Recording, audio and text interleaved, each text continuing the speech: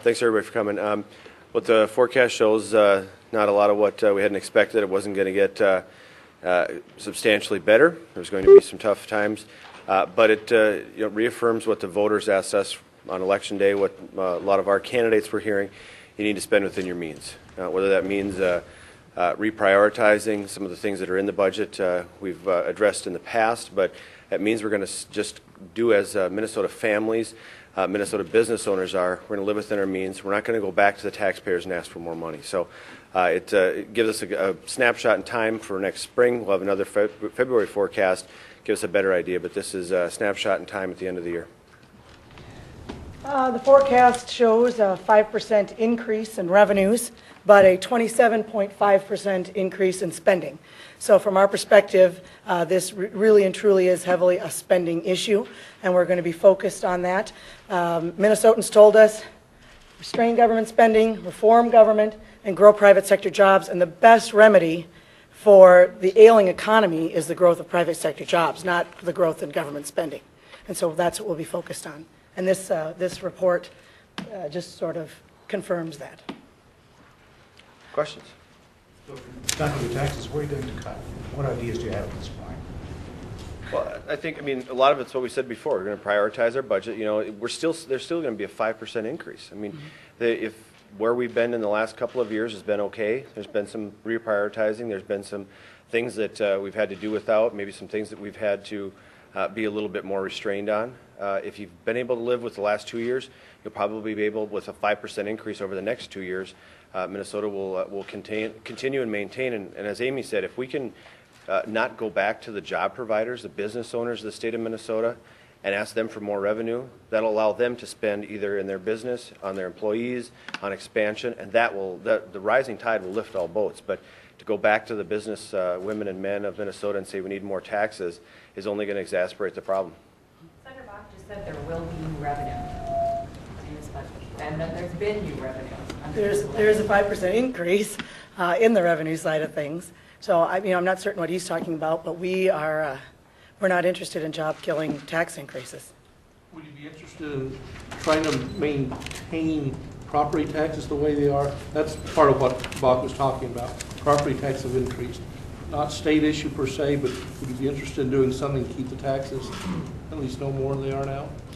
I would, we'll be looking at that, of course. I think the local governments, we've been working with them and hearing from them, and they've been more focused, at least some of my local governments and other areas have been focused on cutting their budgets. They're looking forward, and they know the situation that we're in.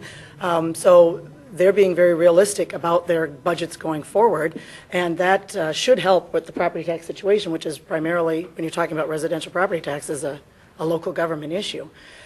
We can help out by doing some things in the way of mandate reductions, and there has been some discussions with local governments, with school districts on mandate reductions and things that we can help them to have a little more control over their existing dollars. What about other sources of revenue? Fees, there have been fee increases. Are you taking all sources of revenue off the table, like fees? Well, if revenues is the cute way to say we're going to raise taxes, we've said we're not interested. You can call it what you want. It's job-killing tax increases. You go back to what many Minnesota families told us. I use my neighbor again. Said, I've had my wages cut 40%. We go to Redbox now. We don't go to movies.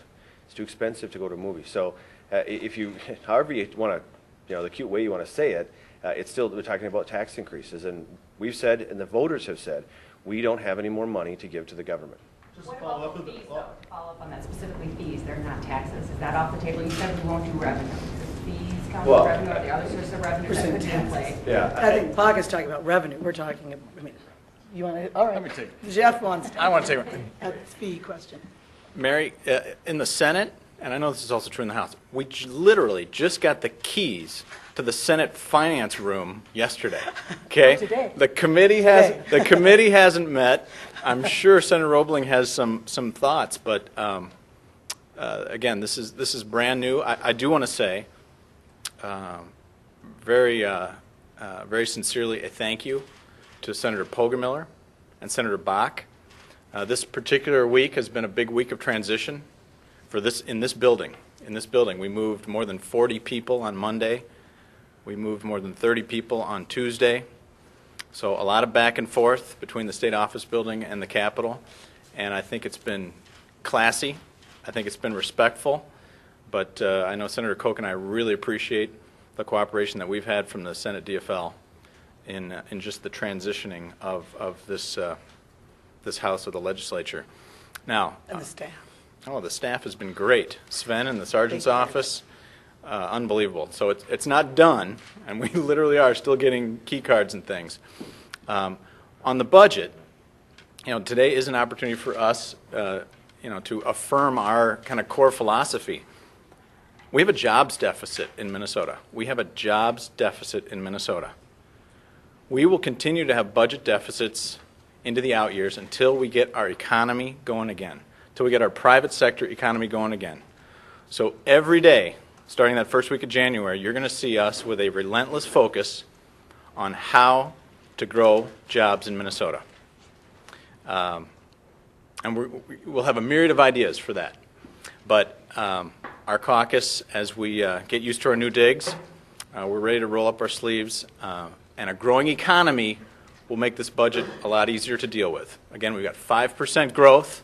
Not many families, not many businesses in Minnesota that are looking forward to 5% more revenue in this kind of economy. So we're going to live within our means.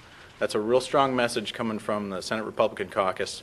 And so the news today was, sobering, but not surprising. So are you saying you're going to balance this budget on spending cuts alone? You talked about job-killing tax increases, but there's a difference between tax increases and balancing a $6.2 billion budget deficit on spending cuts alone. Are you saying you're going to do that? It's about living within your means, Tom. And we're looking at these numbers, 5% increase in revenues, and we're going to live within that. And and the deficit comes from letting the it's like when you're walking through the trees and you pull the tree branch back, you walk through and you let it go, the branch snaps back. This is the spending snapping back to where we'd want it to be, or some would want it to be. We're just saying we're going to spend with what we have.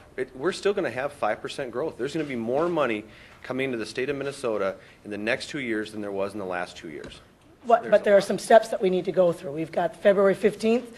The next governor has a report due to us. February 28th, we've got the next budget forecast. And in the meantime, we'll be looking at the different solutions. We'll be vetting those through the committee. We'll be talking about it in caucus. We'll be talking between the House and the Senate, because we've got to have agreement there as well, and we're going to work together on that. So to talk about, it's just a little premature to talk about all the specifics at this point, or any specifics at this point. From the general fund, again, the numbers are about $30.5 billion in 2010 and 11, and we'll be spending, or potentially, budget forecast is $32 billion for the next biennium. So 5% Including increase. the federal stimulus money, which Yeah. make it about the same. So Right, you there really are- aren't going to have 5% more to spend. Well, and there were a lot of, well, I mean, and I think that in that way, Bill, you're right, that a lot of the shifts, a lot of the things that we are going to have to absolutely make some tough decisions, because a lot of the one-time money is not there. A lot of the I don't know if people want to say the shifts and some of the other things that were used in the past will not be available to us. So we're fully prepared to make some tough decisions. But to talk about, these cuts budget, in reality, the budget will increase. The revenue will increase.